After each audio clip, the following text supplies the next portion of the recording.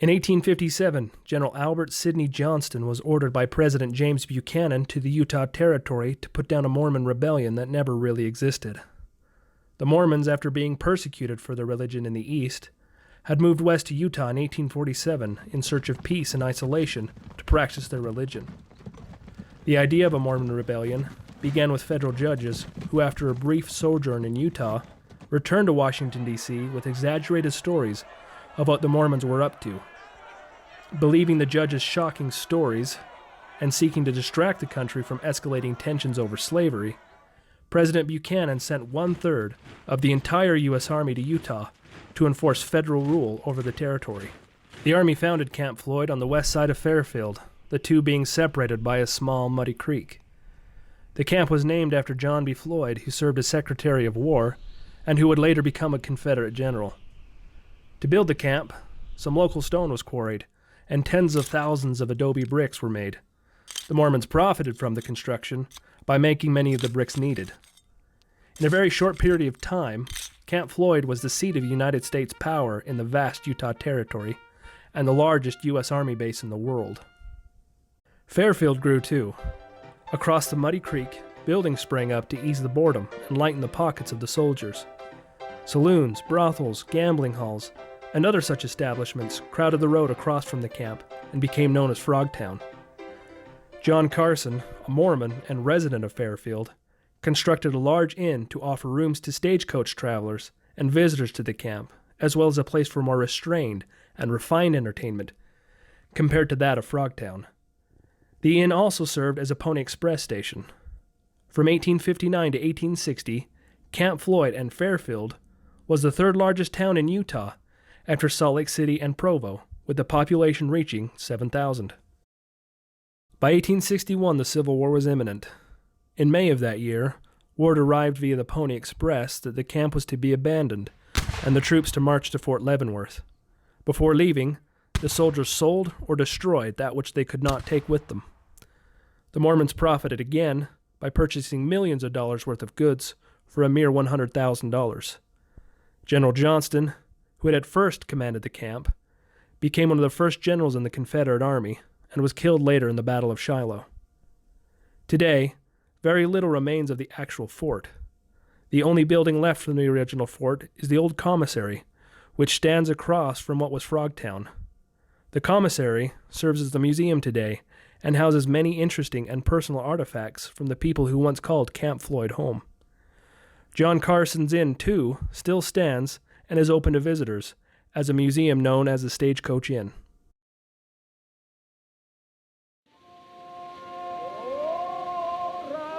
The Mormons were not the only religious group to see Utah as a place to practice their religion in peace.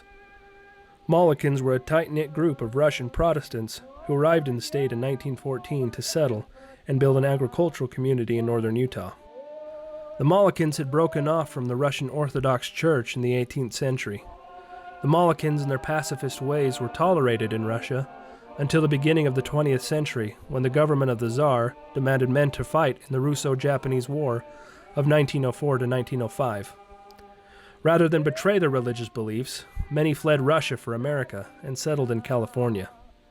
In California, the Molokans flourished, but felt their way of life was threatened by American values they found to be in conflict with their religious ones. In 1914, the Pacific Land and Water Company owned a sizable chunk of land in Box Elder County. They advertised the land as rich and fertile, with plenty of water for farming. Seeking to get back to their agricultural and religious roots, some Molokan families purchased land and moved to Utah, where they were greeted not with green hills and loamy soil, but with wind, dry soil, and sagebrush. Some families opted to stay and make a go of a settlement, while others moved on in search of greener pastures. In spite of the less than ideal conditions, the Molokans built homes and planted gardens. They practiced their peculiar faith in peace and isolation. The population grew with the births of children between 1914 and 1916. There were also enough children in the village to warrant a small school built by the county. By 1916, however, it was clear that the village could not last. Drought and rabbits had taken their toll on their crops, and many families moved away. Most returned to California. Nobody knows what name the Russians gave their town because they kept to themselves. Today, very little remains of Russian Village. The school foundations and a two-grave cemetery are all that is left. The graves are remarkable for their headstones written in Cyrillic letters, which replaced two simple wooden crosses placed at the time of burial. The graves are of two women. One, Anna Kaplikov, who died when she was accidentally shot by her husband, and the other is of Mary Kaplikov, a sister-in-law who died in childbirth.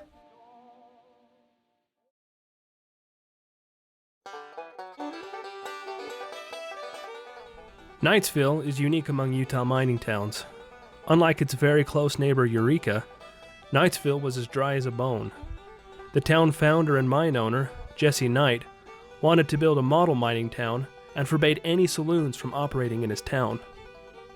Knightsville was constructed at the very end of the 19th century, when Jesse Knight, a Mormon with no mining experience, showed up in Eureka with $100 and an aim to strike it rich. Contrary to the advice of experienced miners and geologists, Jesse began to dig on a little flat, only a mile and a half east of Eureka. Jesse's first shaft struck a very rich ore vein, and Jesse was rich overnight. Jesse called his mine the Humbug, as it was a way to stick it to all the people who told him he was a fool to sink a shaft where he did. Jesse Knight saw more mining success in the district and became known as the Mormon mining wizard. Knightsville grew quickly and by 1907 had a population of 1,000 people, many of whom were Mormons. It's said Jesse Knight, who was a devout Mormon, hated to see women and children neglected by their mining husbands, who would drink much of their income away on the weekends in Eureka. For this reason, he banned saloons in Knightsville. The town, however, did have a dry goods store, confectionaries, a school, a post office, and a Mormon church. Jesse Knight also differed from other mine owners in that he gave his miners Sundays off and encouraged them to attend church. By 1915, the ore had petered out, and the town was abandoned. Many of the homes and buildings were relocated to Eureka, and today, little remains of the town but the foundations of the school and broken household artifacts.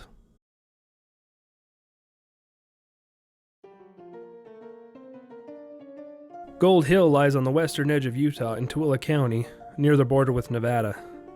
A remote mining town since its birth, Gold Hill has been witness to 3 revivals in the last 150 years. Gold Hill first came into existence in 1892 and was unsurprisingly named for a nearby hill that was mined for gold. The quality and value of the gold ore found in the hill varied, and overall it was barely enough to bother with. The town of Gold Hill during this period wasn't made up of anything more than tents and shanties. Once the easy gold was mined out, the people left, leaving only a land pitted with mines and mine shafts. Then in 1906, a new railroad was constructed through Nevada, and some hoped that the train would run through Gold Hill, making mining there viable again. Some people returned to Gold Hill during this time and began mining. Their hopes for a train station did not come to fruition, and the nearest a railroad came to Gold Hill was 50 miles away, leaving the town to rely on wagon freight for its support. In June 1914, and a half a world away, Austrian Archduke Franz Ferdinand was assassinated by Serbian nationalist Gavrilo Princip. No one in Gold Hill at the time could have imagined that the death of the Archduke would mean life to their town. During World War I, the town boomed. New streets were surveyed, new stores were built, and the railroad finally came to Gold Hill.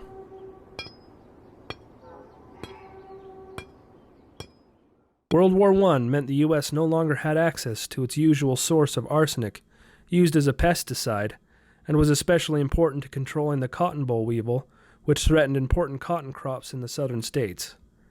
Happily for the U.S., Gold Hill had plenty of arsenic to offer. World War I also proved the necessity of tungsten as a means of both protecting and killing soldiers. Tungsten more than doubled the efficiency of steel and was also used in armor-piercing rounds. Again, Gold Hill had plenty of tungsten that the U.S. government keenly needed. The golden years of Gold Hill lasted through World War I and into the Roaring Twenties until 1924, when foreign sources of arsenic collapsed the economy of Gold Hill. The town withered again, but held a small population of miners until 1938, when the railroad left and literally took their rails with them. The actions of Europeans would change the fortunes of Gold Hill for the second time in 30 years. World War II meant another pressing need for arsenic and tungsten. The railroad came back, and the town boomed as never before. Apartment buildings were constructed, a bowling alley was built, and the town was electrified for the first time in its history. The amount of arsenic the U.S. needed was overestimated, and after only 16 months, the U.S. government closed the mines and the town changed overnight. The apartment buildings were deconstructed to recycle the materials elsewhere. The school closed in 1946, and the post office closed in 1949, and by 1952, only 5 people called Gold Hill home. Today, Gold Hill has a few buildings dating back to its boom of World War I, and a few people live in trailers. There is still some mining activity, but few miners live there permanently.